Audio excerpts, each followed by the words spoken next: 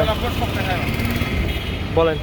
সুপ্রিয় সুধী শিরোনাম নিউজের থেকে আপনাদেরকে অভিনন্দন, ধন্যবাদ। আমি যে জায়গায় দাঁড়িয়েছি এটি একটি পবিত্র স্থান। এটাকে ঐতিহাসিক চট্টগ্রাম চেরাগি চত্বর বলে। এই চত্বরটি অনেক ঐতিহাসিক এই জন্য যে আজ থেকে প্রায় 200 বছর আগে এখানকার আমাদের আউলিয়ারা এখানে এসেছেন, তারা নামাজ পড়েছেন। এটি একটি পবিত্র স্থান হয়ে যায়।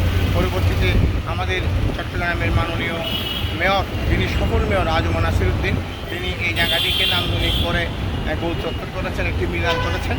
এবং সেক্ষেত্রে আমাদের কাউন্সিলর শৈবালদার সুমনকে আমি ধন্যবাদ জানাতে চাই। তো এই জায়গায় আমরা আসি, এই পবিত্র জায়গায় আমরা কেউ কেউ সম্মান করি, শ্রদ্ধা করি।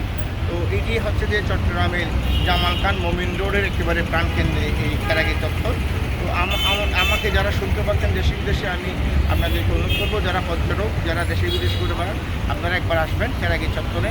ভালো লাগবে এই নান্দনিক স্থানটি, আপনাদের আনন্দ দেবে। ভালো থাকবেন, ভালো রাখবেন।